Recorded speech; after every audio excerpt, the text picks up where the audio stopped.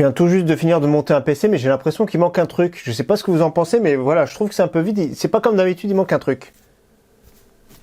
Ah bah oui, j'ai oublié le RGB. Salut tout le monde, c'est Flo, j'espère que vous avez la forme. Donc oui, dans cette vidéo, on va voir 5 accessoires RGB à moins de 20 € pour votre PC. PC gamer, bien évidemment, si vous préférez. Donc on sait très bien que le RGB, ça booste les performances. C'est totalement faux. Donc 5 accessoires sympathiques, bien sûr, s'il n'y a pas de ventirad, c'est vraiment trop simple, pas de ventilateur, c'est vraiment très simple. Donc c'est vraiment la base, hein. Si vous voulez du RGB, c'est le ventilateur ou c'est également le ventirad. Ils sont ici avec moi, je les ai commandés chez Amazon, donc n'hésitez pas à checker la description pour les retrouver. Donc cette configuration, vous allez me demander, mais c'est pas mal de matériel d'occasion, notamment GTX 1660 d'occasion, Ryzen 3 2200G d'occasion. J'ai acheté une carte mère neuve, c'est la B450 DS3H de chez Gigabyte et justement qui gère uniquement le RGB. Donc différence entre RGB et adressable RGB pour commencer. Donc le RGB, c'est les 4 pins qu'on voit, c'est du 12 volts. C'est plus les anciennes cartes mères. Maintenant, de plus en plus de cartes modernes gèrent également l'adressable RGB. C'est l'adressable RGB avec les 3 pins, c'est du 5 volts. C'est-à-dire que les diodes sont pilotables individuellement. Le RGB, c'est une seule couleur à la fois. Donc je continue de faire le tour de cette configuration. J'ai acheté 16 Go en DDR4 2666 qui sont vertes, qui sont vraiment pas très belles. Donc c'est pour ça qu'on va les habiller, vous allez voir tout de suite après. J'ai un petit SSD, le Crucial P1 de 500 Go. Et j'ai mis une alimentation 550 watts 80 plus bronze de chez Aerocool. Donc ce boîtier, je vais vous le présenter parce qu'il est vraiment super intéressant. C'est le Sharkoon RGB Slider qui est vraiment à très bon prix, hein, environ 40 € chez Alternate. Il va arriver également sur Amazon France. Je suis vraiment agréablement surpris, donc j'en profite pour vous le présenter également. Mais honnêtement, il y a peu de choses à reprocher à ce boîtier. La petite bande RGB sur la façade, c'est vraiment magnifique. Il y a le petit contrôleur. Je vais en parler après également du contrôleur, mais pour une configuration aussi micro ATX, il n'y a vraiment pas de souci, configuration ATX. Donc j'aime bien ce type de boîtier bien construit. Et je vais vous montrer un truc qui est vraiment sympathique sur ce boîtier. C'est la vitre en verre trempé de 4 mm d'épaisseur qui est bien renforcée, qui est vraiment super lourde. Franchement, ici, je suis surpris parce que d'habitude, c'est plutôt du 3 mm. Donc par contre, le verre trempé, il faut faire attention.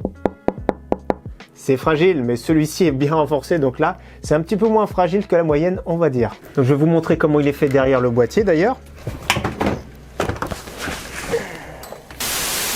Donc il y a le petit contrôleur ici. Tous les contrôleurs des boîtiers, il faut les alimenter en SATA. La plupart du temps sont reliés sur le bouton Reset. Donc c'est alloué par défaut. Il y a juste à alimenter en SATA et vous faites balayer les cycles d'éclairage. Pour ce contrôleur, il y a la petite bande RGB qui est branchée dessus. Il reste un port de disponible. Donc ça suffit pas pour nous. Si c'est votre cas, il existe des dédoubleurs. Je mettrai également un lien en description s'il vous manque de ports. Comme ici. Donc justement, premier accessoire à moins de 20 € que je vous conseille, c'est un contrôleur. Si vous n'avez pas de carte mère qui contrôle, si vous n'avez pas de boîtier de ce type-là, il vous faut un petit contrôleur. Donc ici, pour 20 €, 19,99 €, il y a le petit contrôleur qui est vraiment intéressant de chez Cooler Master, qui gère l'adressable RGB bien sûr. Donc je vais le déballer, je vais vous le montrer comment il est. Et donc il y a ce contrôleur là qui peut être vraiment pas mal. Également un autre contrôleur que j'ai commandé qui est un petit peu moins cher mais qui est actuellement qui est pas disponible, de la marque EZ. Donc SDI FAP. Donc tout sera de cette marque ici. Donc un contrôleur intéressant, mais je vous recommande plutôt celui de chez Cooler Master et qui permet justement de gérer l'adressable RGB depuis le logiciel de chez Cooler Master via de l'USB interne. Donc voilà le petit contrôleur qui est ici. Le câble d'alimentation pour l'alimenter en SATA. Il y a même un petit hub pour ventilateur, pour 3 ventilateurs, c'est vraiment super intéressant. Et nous avons tout ce qu'il faut pour gérer 3 périphériques adressables RGB. Donc voilà, c'est vraiment super intéressant. Il y a possibilité, comme je vous ai dit, de brancher en USB interne directement pour gérer via le logiciel de chez Cooler Master. Et donc l'autre contrôleur que je vous présente également, si vous n'avez pas de carte mère qui gère l'adressable RGB, ni de boîtier. Donc le petit contrôleur ici est alimenté en SATA bien sûr, comme d'habitude, le petit SATA qui alimente en 12 volts. Et vous avez un dédoubleur pour 3 périphériques adressables RGB. Alors deuxième accessoire, je vous présente toujours moins de 20 €. Donc je le déballe en même temps que vous, c'est toujours de la même marque comme vous voyez. Donc là, il faut que je sois prudent. Donc là, c'est un accessoire qui est vraiment sympathique pour votre SSD M.2 ou NVMe. C'est un dissipateur pour dissiper la chaleur. Donc on verra bien si c'est efficace ou pas. Et qui en plus de ça, adressable RGB sur le dessus. Donc il se branche bien sûr les 3 pins, comme je vous ai dit, adressable RGB. Je pense qu'il devrait se prendre comme ça en sandwich le SSD M.2. Et à l'intérieur également un petit pad thermique qui va bien, qui va se coller juste ici. Comme je vous ai dit, j'ai commandé des barrettes de DDR4 qui sont vraiment pas très jolies, qui sont toutes vertes. Donc j'ai commandé des petits radiateurs qui vont bien. Donc je vais vous les montrer de suite.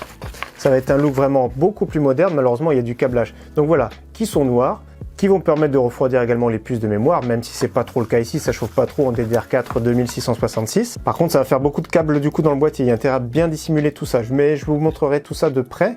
Donc voilà, 2 branchements comme ça qui vont pouvoir se brancher ensemble. Donc voilà, pas mal du tout. Donc à l'intérieur, il y a vraiment tous les accessoires pour fixer ça nickel. Donc autre accessoire ici, ce sont des bandes LED. Donc voilà, du grand classique des bandes LED. Donc ici, j'ai commandé un kit à moins de 20 €. Il y a 2 bandes LED intégrées. Et également, il y a une petite télécommande. Alors, je ne sais pas si je vais l'utiliser ou pas, mais il y a une petite télécommande en plus. On va voir si je peux synchroniser le tout, mais dans tous les cas, 2 bandes LED, ça habille pas mal un PC. Donc ils ont l'air d'être assez intéressantes, c'est aimanté, je vais essayer de les dissimuler pour que ça fasse super joli. Et le dernier accessoire qui peut être vraiment super intéressant, toujours pour moins de 20 €.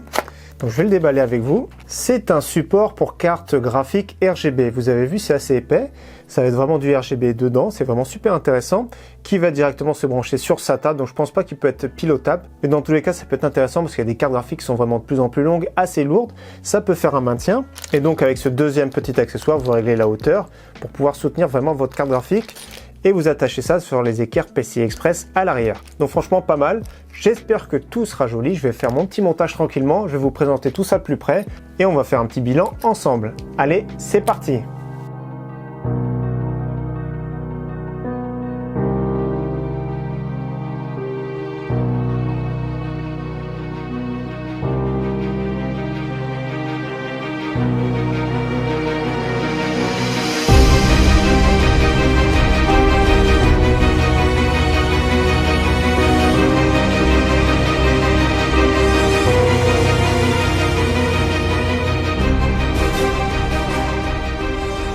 Donc installation terminée, comme vous voyez, je suis satisfait du résultat. Le seul truc, comme je vous avais dit, c'est que le support de la carte graphique n'est pas synchronisé. Autrement, j'ai tout synchronisé directement sur le boîtier. Je vous montre sur le bouton Reset.